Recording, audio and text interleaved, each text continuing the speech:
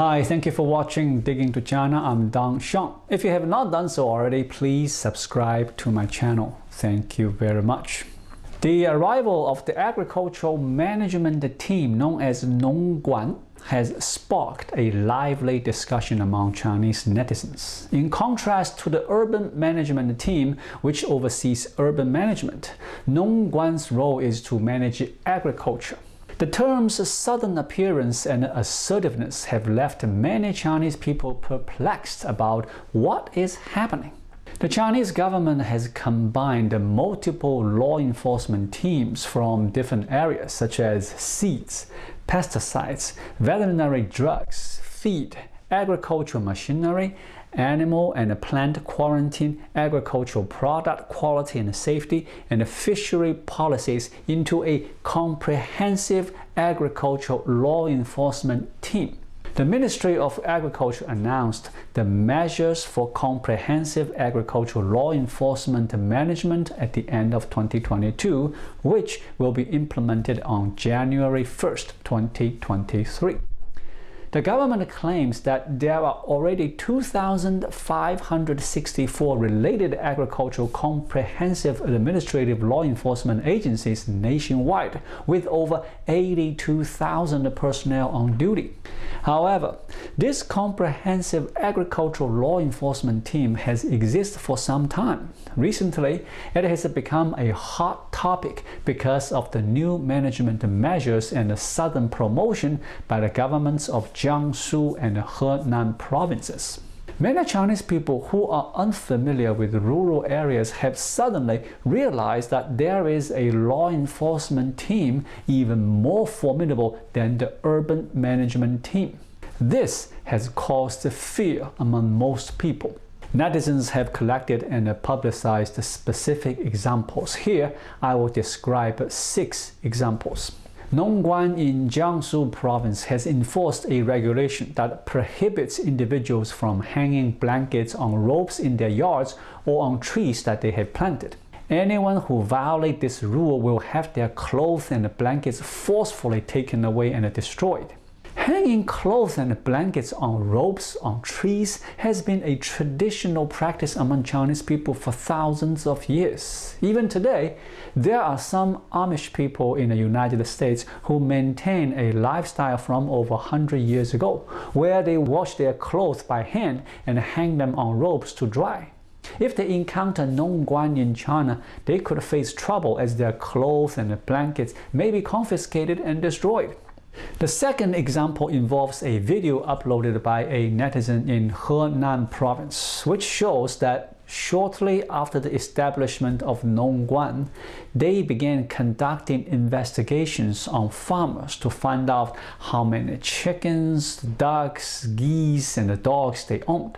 They even sent people to confiscate the chickens and the ducks that were raised by farmers in free-range settings. The Nongguan team leader claimed that free-range farming was harmful to the environment. Example 3. A netizen from Heilongjiang shared that his brother had been leasing a few acres of fish ponds for several years. However, this year things were different. The Nongguan team visited him 3 times and informed him that planting corn or beans around the fish ponds was prohibited as it obstructed the view. Similarly, the Nongguan team in Shanxi prohibits farmers from planting vegetables in front or behind their houses, claiming that it affects the appearance. It appears that the Nongguan teams are managing a lot, similar to urban management team. Example 4. In Jiangsu province, a video was recorded by a netizen showing that in Changzhou, while farmers were using a combined harvester to harvest rice, 2 individuals in uniforms appeared on the scene to enforce the law. They alleged that the farmer operating the machinery did not have the necessary certification and imposed an on-the-spot penalty. To work, farmers must have the required certificate. In the fifth example, a netizen captured a video of a farmer being caught on site in the farmland for not having undergone pesticide spraying training. They were told that they needed to receive training and pass an exam from a specialized institution before being allowed to spray pesticides in the fields. It's an absurd situation. In the sixth example, it is reported that in some places, farmers are being charged property management fees on a person per day basis. Each person is charged 5 cents per day, which comes out to 18 yuan per person per year. The head count is based on the household registration, and every person, regardless of where they work outside or farm at home, is required to pay this fee. A typical family of 4 would pay 72 yuan per year.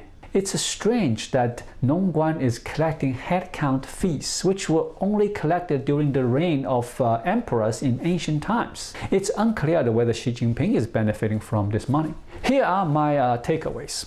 Firstly, the Agricultural Comprehensive Law Enforcement Agency has been in existence for many years, so it is not a new entity. The reason why it has caused a stir in society this time is that the Chinese Communist Party has revised the relevant regulations of Nongguan and began to enforce them from New Year's Day this year. Nongguan has even issued uniforms, which are exactly the same as the infamous Chengguan urban management team uniforms, except for the different words on them. Chengguan in China has a notorious reputation for being lawless in the city and has become a major public hazard in Chinese society. For example, they may demand today that someone change their sign to match others, and tomorrow they may require that they increase the color. They may allow street vendors one day and forbid them the next, smashing and looting if someone set up a store.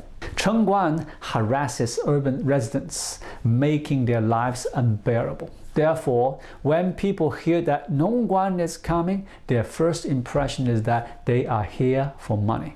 Thus, based on the 6 examples listed earlier, people's concerns are not unreasonable. This Nongguan team brings more fear than anything else to the people. Second, many are puzzled by the sudden promotion of Nongguan in rural areas, particularly in Jiangsu and Henan provinces. During China's current economic downturn, it seems contradictory to not provoke the masses or limit production development at this time. There may be 2 reasons for this. The CCP may have discovered anti-Xi Jinping or anti-CCP sentiment in the countryside, or a developing force such as religious or political organization, which grow rapidly in rural areas. Nongguan's establishment, which counts and charges for every chicken, duck, and person, appears to control every farmer, suggesting a potential ideological threat from the countryside. However, it is difficult to determine exactly what is happening in the countryside, and this remains speculation. Xi Jinping has a strong emphasis on safety, and his underlying logic is fear, always afraid that someone will pose a threat to him. In the city, he has already implemented a networked management system, especially the dynamic zero COVID during the pandemic, and established a 24-hour all-round monitoring system for urban residents. However, managing the countryside is challenging for Xi Jinping, where material and technical conditions are very backward. He needs to monitor every person for 24 hours, which is difficult to achieve. Therefore, the urban agricultural management system satisfies his idea of monitoring and controlling every person. The 6 examples listed earlier have nothing to do with agricultural production. Xi is making things difficult for people, bullying people, and controlling people. Thus, the sudden popularity of rural management in the context of economic downturn is still due to the CCP's political motives. The arrival of rural management in China is a reflection of Xi Jinping's governing philosophy, which is to establish a big government that manages everything and blurs the line between the party and the state. Xi Jinping not only wants to establish a big government that manages everything, but he also insists on personally managing everything. He launched a failed toilet revolution a few years ago and now wants to personally manage every farmer through rural management, which is ridiculous. If you search online, you will find that he has spoken a lot about small government, mainly in Fujian and Zhejiang province, saying that the government should not manage what it should not manage, and that it should establish an effective and limited government. However, as soon as he gained power, he wanted to establish an all-powerful government that manages everything. The question is, did Xi Jinping betray his original intentions, or were his original intentions a disguise? While discussing this topic may have little practical significance, it is clear that Xi Jinping is constantly worried and cannot sleep unless every corner and aspect is under his surveillance. This is a pathological condition that arises after a dictator consolidates power, where the more power he has, the more worried he becomes. His obsession with control has now extended to harassing farmers. The primary reason why Chinese people have ended up in this situation is because they can endure too much. Why am I, a farmer, not allowed to hang my clothes to dry? Why do they get confiscated? Why are my free-range chickens and ducks taken away? Why am I, a good farmer, required to provide a proof and attend a training of spraying pesticide? Even if I pay the money, I still do not receive any training. Everyone is unhappy about this, but what can we do with our dissatisfaction? After being dissatisfied, we just comply. This is the reaction of Chinese people. If you are dissatisfied, you should fight against it. If you as a farmer cannot fight alone, then all farmers should resist together. Why should we pay a head tax? Mao Zedong did not collect a head count tax since he established the government. Why should we have to pay a head count tax in Xi Jinping's era? Isn't this ridiculous? The amount of money collected is pitifully small, and even the collectors cannot make a living. If everyone who pays the head count tax protests, then this policy will not be implemented. Therefore, with the advent of rural management, everyone is complaining about being humiliated, managed, and controlled. However, in addition to complaining, we should take action and resist. Chinese people have reached this point because they can endure too much. It is a sad fact. Thank you for watching. Please leave a comment and subscribe to my channel. Just click the subscribe button right here. I will see you again shortly. Until then, be well.